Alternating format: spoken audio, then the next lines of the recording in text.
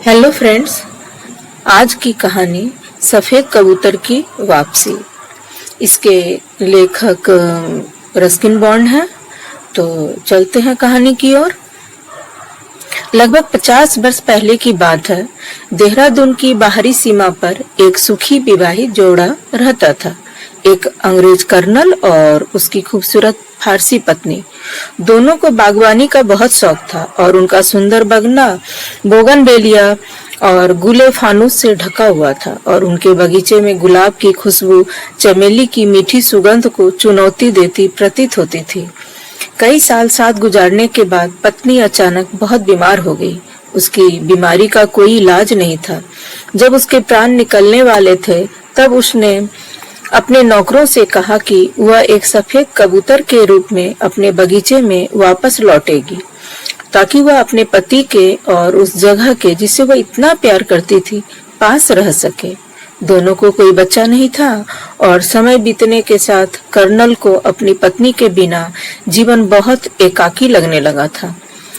जब उसकी अपने से उम्र में कुछ साल छोटी एक अंग्रेज विधवा से मुलाकात हुई तो वह उससे शादी करके अपने खूबसूरत बंगले में ले आया।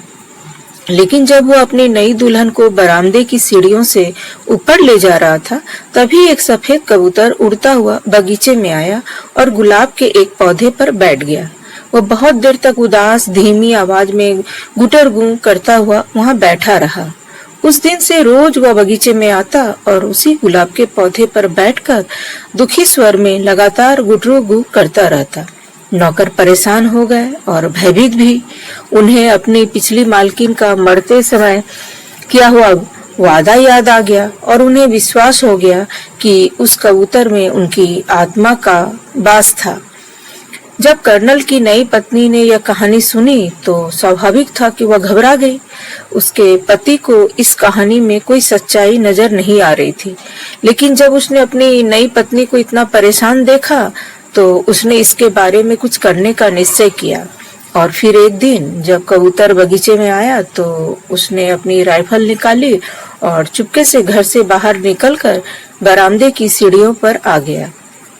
जब उसने गुलाब की झाड़ी पर कबूतर को बैठे देखा तो अपनी राइफल उठाई, निशाना साधा और गोली चला दी। एक औरत के जोर से चीखने की आवाज आई और कबूतर लड़खड़ाता हुआ उड़ गया। उसकी सफेद छाती खून से लथपथ हो गई थी। वह कहाँ जाकर गिरा कोई नहीं जानता था। उसी रात कर्नल की नींद में मौत हो गई। डॉक्टर ने मौत का कारण दिल का दौरा बताया, जो कि सच्ची था, लेकिन नौकरों ने कहा कि उनके मालिक की सेहत तो हमेशा से बहुत अच्छी थी और उन्हें विश्वास था कि उनकी मौत का सफेद कबूतर की हत्या से कोई रिश्ता था। कर्नल की पत्नी देहरादून छोड़कर चली गई और वह खूबसूरत बंगला धीरे धीरे खंडहर में बदल गया। बगीचा जंगल जैसा हो गया और खाली कब्रों में सियार घूमने लगे। कर्नल को उसी की जमीन में दफनाया गया था और उसकी कब्र के ऊपर का पत्थर अभी भी देखा जा सकता है। हालांकि उस पर लिखी इबारत कब की गायब हो चुकी है। उस रास्ते से बहुत कम लोग गुजरते हैं, लेकिन जो उधर से जाते हैं कहते हैं कि उन्होंने अक्सर एक सफेद कबूतर को जिसकी छाती पर लाल धब्बा है उस कब्र के ऊपर बैठे देखा है।